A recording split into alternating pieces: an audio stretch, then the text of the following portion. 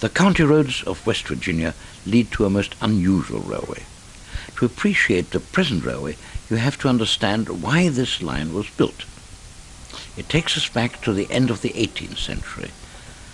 The fires needed fuel. The economy of the day was wood, or as the Americans say in these parts, lumber. In the year 1900, the present countryside of Cass was just a quiet spot on the floor of the Greenbrier River Valley. Things have changed a lot since then. 3 farms made up this entire region, but the silence of the area would not last for long. Crews of men were already at work off the Greenbrier.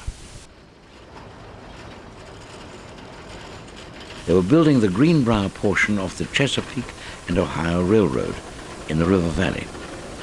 By 1901, they reached Cass.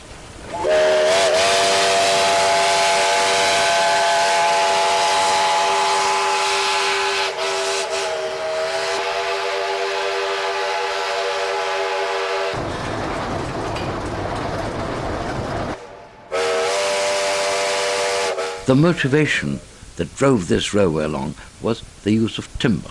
The entire Greenbrier region was covered by a thick forest of timber. Billions of board feet, is the American term for the processed wood, of the finest wood was waiting for the woodman's axe. The lower levels had 5 different types of oak. There was also walnut, beech, birch, and soft maple. The higher levels had red spruce.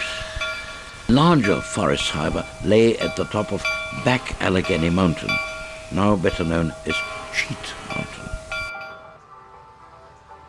The Shay steam engine is like no other locomotive. Instead of having cylinders on either side of the frames connected to the driving wheels by rods, this locomotive has its cylinders mounted vertically on one side and an offset boiler.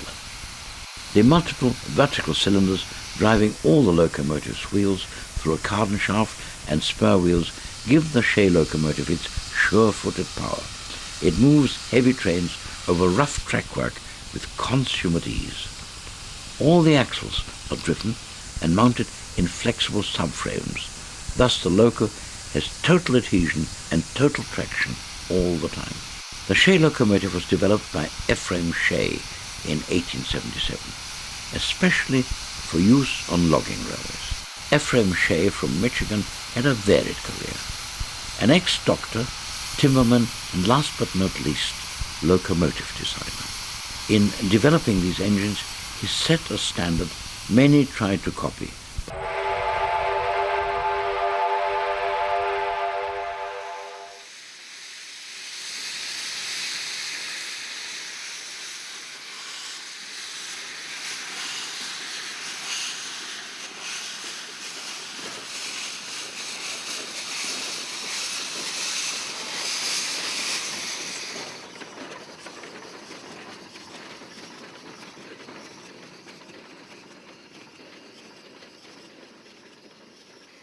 The morning sun burns off the mist in the valley of the Greenbrier River.